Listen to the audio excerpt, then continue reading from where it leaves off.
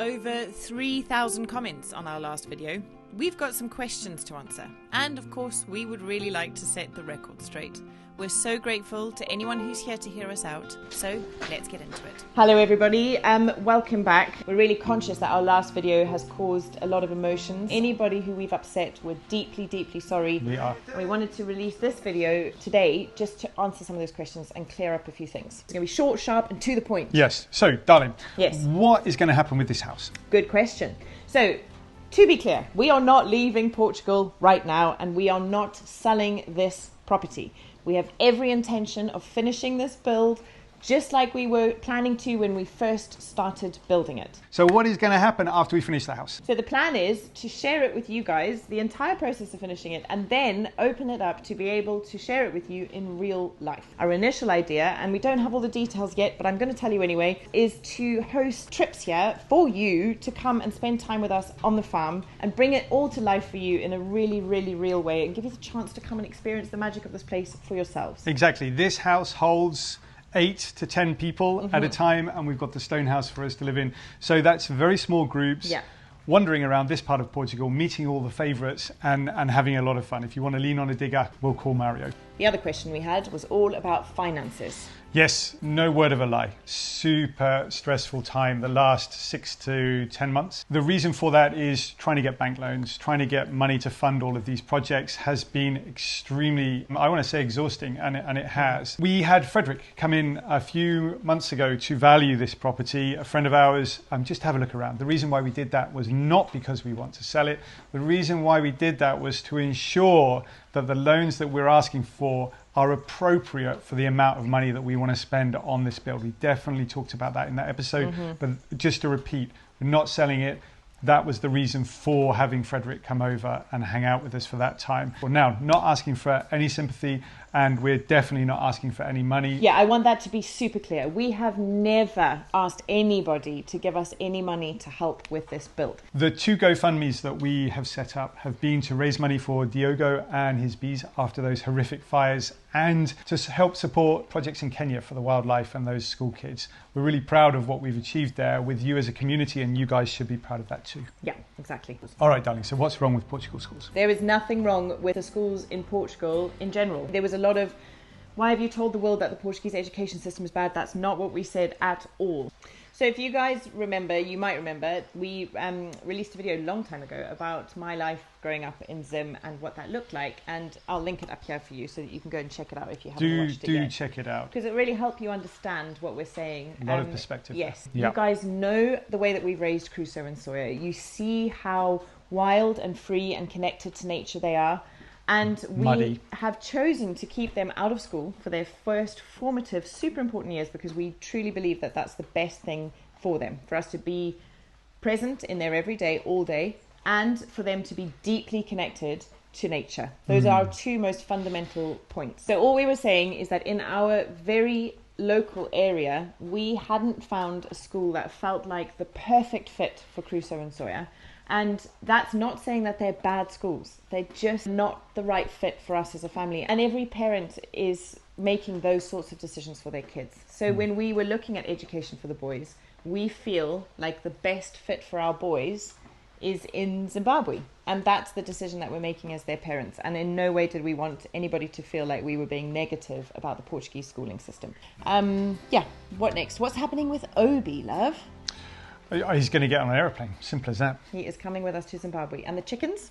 Yeah, I think Joao's probably going to take them over to his farm. And the bees. Yeah, and the bees, well, they're Diogo's. We've got them on our property, but Diogo is their keeper. Yeah, so everybody will be taken care of, looked after, and nobody is being left behind. What about your local community? That was something that popped up in many, many questions or many, many comments. We have definitely spent the last 4 years focusing on building a house, on family, on getting sleep, on creating a business. And so having a local community around the outside of that has been really difficult to achieve. 100%. There's just been no time. And if you're a parent, you'll probably know what we mean by that. How does Joao and Mario and Marcus and our friends Diogo and Maria and the rest of the people that you don't see on camera that are existing around the peripheries, how do they feel about us leaving Portugal? think they really understand. We're all grown-ups, and it's kind of our call on what to do. Like you, I think some people are confused why build a big house and then not live in it. And I think we've answered that question earlier on. Just to reiterate, when we started building this house and we decided how big it was going to be and what it was going to look like and feel like, we had every intention of this being a dream home of ours. That's how we've always framed it and how we've always thought of it. And as I said earlier, the fact that we were then going to leave was only something that came to light after the build had begun. Very confronting, incredibly hard to process. But let's remember, again, at the end of that sentence, Portugal is not finished, and Portugal for the foreseeable future will be definitely taking the leading role in this journey for sure. Right, have we answered all the questions? There was one other question I think that was really important, but what about John's family? And I'll answer that really quickly. You saw my sister leave a comment. Thanks very much for supporting her on that comment. She'll be coming out to Zimbabwe regularly to come and visit us, fingers crossed anyway. My mum lives in the Outer Hebrides. That's really, really far away. Hi, Mum. But love you, but I don't want to come and live in the Outer Hebrides. And it doesn't matter. It doesn't matter where you are in the world. Outer Hebrides is really far away from everywhere. So it wasn't about choosing one family over the other. It was just about weighing up lifestyle and family alongside each other. And Zimbabwe won out over the Outer Hebrides, which are beautiful. Yeah. Let's not upset anybody in the Outer Hebrides. Yeah. It's a very beautiful place, but I just don't want to live there. Yeah. So the other question was all about the safety of Zimbabwe. A lot of people saying, Tori, you're absolutely crazy. Zimbabwe's not safe. Please remember, my entire family lives there, and we are under no illusions of the challenges that we're going to face with a move like this. But we also have got a very deep understanding of what the levels of safety are in Zim and of what we need to do to make the most out of this move. Yeah, be assured, everybody. Yeah, please trust us on that. We're not walking into this blindly. Zimbabwe's got a very complex history, that's for sure. You can't deny that. But it is a country on the rise. It's a country re-emerging from the ashes, if you will, and was actually voted by Forbes this year as the top country to visit in the world for 2025. Yeah. So please come with us on this journey with a very open mind, and I promise you we are going to show you somewhere very, very magical. Wouldn't it be cool if we could do the same kind of thing in Zimbabwe that we're going to do here? Just get groups of our subscribers to come and visit us in Zimbabwe and take you around those places too. So let's see. Lots of exciting opportunities on the horizon. Right, I think we should wrap it up. Yeah, 10 minutes. That's what we're going to try and edit all of our waffling, and we've spent a lot of time trying to make this right. Thanks very much. Thank you so much, guys. I'm sure there's lots of questions we haven't answered, so we'll continue to answer them in upcoming videos. We will. Tomorrow we are sharing a tour of our new project in Zimbabwe, and we really hope to see you there. It's so beautiful, and I can't wait to share it with you. And then on Wednesday we're back to Portugal, business as usual. Mario's here, we're building the stairs at the front, we're doing loads of work on the house. The sun's shining. Sawyer's especially, because we filmed it a while ago. Yeah.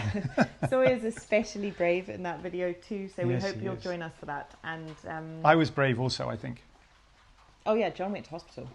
Anyway, we'll see you guys tomorrow from Africa and back to Portugal on Wednesday. And thank you from the bottom of our hearts for being here, for loving us through the change, for embracing the change, and for being just such an incredible, emotionally invested bunch of people.